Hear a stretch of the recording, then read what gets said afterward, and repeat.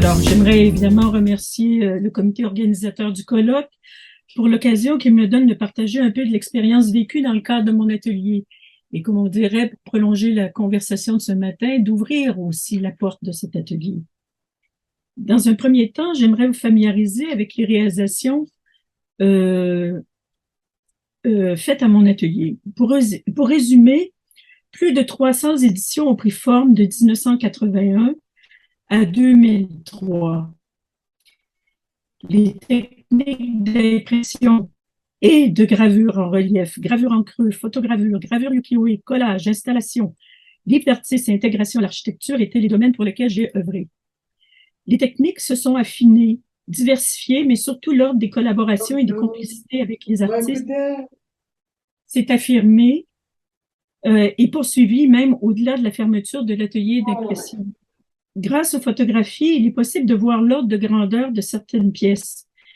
Mais pour davantage de précision, je dirais que le lit de ma presse pouvait imprimer des pièces pouvant aller jusqu'à 1,40 m par 1 mètre. Alors, je vous présente quelques-unes. Ici, ce sont des linogravures. Ça mesurait 8 pieds par 8 pieds. Alors, ce sont des sections, des linos de Françoise Lavoie. Ici, un livre Océania, alors photogravure, embossage et en fait gaufrure et chine collée de Irène Newton. Ici, une participation, justement, une collaboration dans une intégration. Alors, ça fait partie de l'ensemble des travaux que je faisais. Donc, d'accompagner des artistes aussi dans des projets extérieurs. Ici, bien, on a poussé un peu l'extrême, c'est-à-dire que c'est une collaboration avec l'Université Concordia pour le 40e anniversaire de l'atelier de Val-David et on a utilisé un rouleau compresseur. Alors, vous voyez, l'expertise est mise à contribution de différentes manières. Il y a dans le choix de la dénomination d'un atelier une volonté de le caractériser et d'en signer son identité. Ici, point d'ambiguïté. C'est de mon nom que répondent les créations qui y sont réalisées. Atelier, Daniel Blouin, simplement. La question d'identité est aussi le pivot autour duquel s'est construit mon choix de devenir imprimeur et de le concrétiser dans un projet d'atelier. Premièrement, d'un point de vue existentiel. Deuxièmement, d'un point de vue politique et d'engagement. Et troisièmement, enfin, pour l'aspect ludique de l'emprunt, de la double identité que permettent la création et de la collaboration avec un artiste, nos quatre mains. D'un point de vue personnel et existentiel, puisqu'étant une enfant adoptée, ignorant mes origines, j'ai eu à construire mon identité. La proximité positive et affective de l'imprimerie familiale fut fondatrice dans ce cas. Très jeune, je circulais auprès des typographes, imprimeurs et relieurs.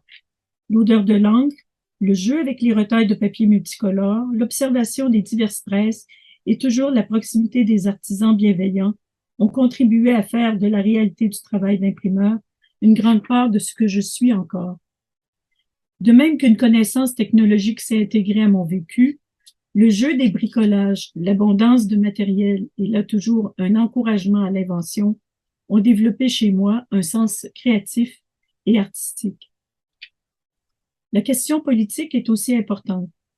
Je suis de la génération pour qui l'identité québécoise est porteuse. Mes outils de travail furent réalisés au Québec. Ma grande presse est inspirée d'un plan provenant de l'artiste René Derouin, pour lequel j'y ai apporté plusieurs améliorations et qui fut réalisé à Sainte-Agathe par Yvon Marinier. C'est un outil unique, précis et très polyvalent. De plus, je me devais d'être conséquente. Je désirais être une artisan exemplaire. Il fallait alors faire confiance à d'autres artisans d'ici. Mon ambition alors est de mettre sur pied un atelier au Québec, un atelier d'envergure, de développer une expertise originale, un service en correspondance avec notre spécificité et la réalité du terrain. Le troisième aspect, plus inusité, est celui de la double identité qui se glisse entre l'artiste et son imprimeur par une forme de procuration. D'expérience, la proximité technologique induit que trop facilement l'imprimeur a la tentation du faux. Combien de billets de banque furent testés par curiosité afin de connaître les limites de leur reproduction? Travailler avec un artiste, participer à la mise en œuvre d'un projet se présente comme un défi ludique, un échange qui met en branle un ensemble de connaissances, un peu comme chez ce démon du faussaire. Ici, l'équation des compétences est supérieure à la somme de ses parties. C'est grâce à la fluidité de la communication et la confiance mutuelle entre deux identités que s'ébauchent les projets. Pour moi, un artiste comme Jacques Villon fut un modèle. Artiste remarquable pour ses œuvres gravées et peintes, il a aussi contribué à la réalisation de gravures d'interprétation tout aussi remarquables et inspirantes. Ce modèle de gravure d'interprétation, alors peu connu ici au Québec, amorça vers 1982 mes collaborations avec des artistes peintres qui avaient peu de connaissances en estampe. Alors, une eau forte réalisée de concert avec Lucie Laporte créa une forme de commotion lors d'un concours, car la question de l'originalité de l'œuvre était remise en question. Il fallait ouvrir à la discussion. Une gravure d'interprétation n'est pas une reproduction d'une œuvre, mais sa transposition dans un autre médium. Elle est originale, mais autrement. Jusqu'alors, je travaillais avec des artistes graveurs, dont Francine Simonin, Monique Charbonneau, Robert Wolff et Francine Beauvais, qui m'offraient l'espace de son atelier pour y réaliser mes premiers contrats d'impression. Mon premier contrat de collaboration fut celui du catalogue du groupe de graveurs sur bois Xylon pour une exposition en 1987 chez Michel Boutin à Paris. Cette occasion m'a mis en contact avec plusieurs artistes avec qui j'ai poursuivi mon association. Le contexte québécois a davantage contribué à la mise en place d'ateliers collectifs où chaque artiste est son propre imprimeur. Avec l'implantation de mon atelier, j'ouvrais à des artistes pluridisciplinaires l'accès aux divers modes de l'estampe. De plus, l'expérience acquise de 1984 à 1986 auprès de mon mentor, l'imprimeur suisse Raymond Meyer, aura défini les contours de mon approche collaborative. Sur une des estampes réalisées avec Francine Simonin en 1986, il est inscrit en dédicace « Celle qui donne du fil à retordre ». Pour Peter Krause, mon travail d'atelier fut héroïque. Pour la trentaine d'artistes avec qui j'ai eu le bonheur de travailler, cette reconnaissance explique l'ordre des défis que ceux-ci m'ont lancés, mais aussi le privilège de la confiance qu'ils portaient en mon travail. Françoise Lavoie me confiait « Tu sais, grâce à toi, j'ai fait de meilleures gravures ». À cela, j'ajouterais que cette confiance a fait de moi une imprimeur plus audacieuse, et ça malgré les points de vue négatifs d'autres artisans. La diversité des œuvres sorties de mes presses témoigne d'approches personnelles relatives à chaque artiste. Ici, l'artiste signe et non l'ego de l'imprimeur. Mon atelier était une entreprise privée, donc privée du support financier et d'aide gouvernementale. Dans les années 80, on parlait alors beaucoup de recherche et de développement, ce qui fut fait amplement chez moi. J'y ai assumé tous les risques. J'ai mis sur pied mon atelier avec 1 000 $ en poche et quelques outils provenant de l'imprimerie familiale. Trouver un local adéquat et tout construire, voilà aussi cette part du risque. Situé dans un ancien abattoir sur un terrain vague de Pointe-Saint-Charles depuis 1988, je suis devenue en 1995 l'unique locataire dans cet immense édifice à la limite de l'abandon. C'est ce qui justifie la remarque de Peter Krause sur cette période héroïque, sans compter ma cohabitation avec les écuries de Montréal qui avaient récemment brûlé. Le modèle de mon atelier s'est voulu discret. Je l'appelais mon bureau de médecin, car le processus de création, excusez, je suis dans le mauvais... D'accord, parfait. Le modèle de mon atelier s'est voulu discret. Je l'appelais mon bureau de médecin, car le processus de création est fragile et doit être accompagné avec doigté et psychologie. Les murs étaient blancs, prêts à recevoir les projets en cours au moment où l'artiste y travaillait. Je voyais mon espace d'atelier comme l'extension de l'atelier de l'artiste. Les outils et les compétences en suent. En plus, d'une forme physique exigeante, imprimer demande beaucoup de concentration, ce qui correspond bien à ma nature solitaire, tout en étant aussi sociable. Je parle ici de la réception à l'autre. Je me suis aussi tenue loin de la rumeur, des vernissages, et me suis fait un point d'honneur de ne pas ajouter à l'angoisse des artistes lors de la préparation d'expositions. Donc, d'être dans les temps, c'est ce qui animait en fait ma philosophie de base. En 1995, j'ai déménagé mon atelier à proximité de chez moi, soit dans l'ancienne usine de chaussures La Parisette dans le quartier Hochelaga-Maisonneuve. Ce choix a aussi permis à plusieurs artistes de se familiariser avec le quartier qui était alors mal aimé. Tenir atelier au Québec à cette époque consistait à beaucoup de responsabilités, mais aussi à être très peu rémunéré puisque les artistes devaient assumer les frais d'édition d'un multiple, même lorsque vendus en galerie.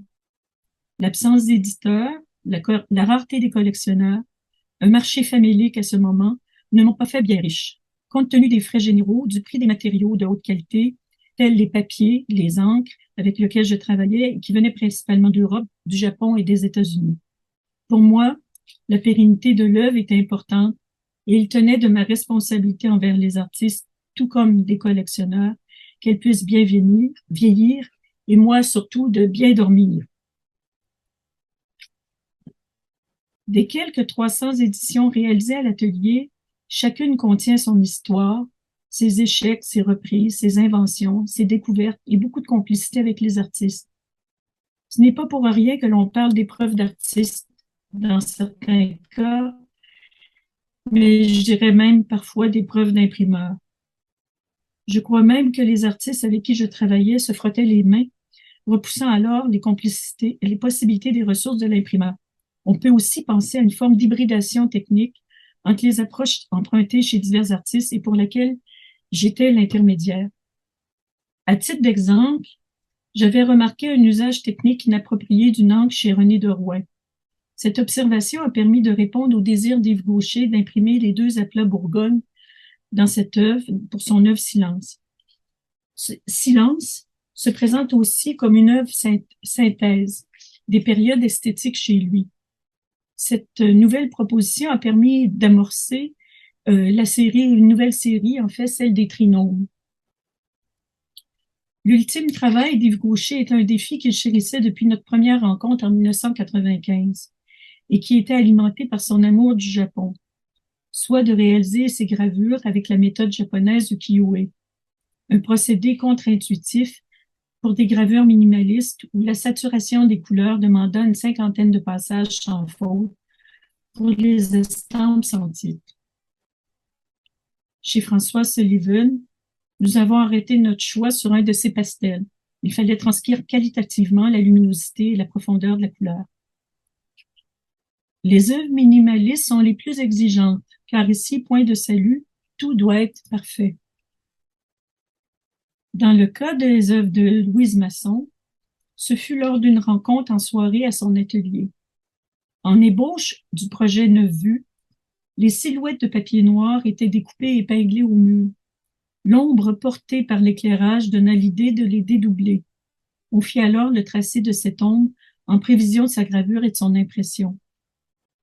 Voir est important dans le cas d'une collaboration. Être libre de la tension créatrice offre aussi une ouverture inattendue dans ces cas. C'est à l'artiste alors de se rendre disponible à cette proposition inopinée.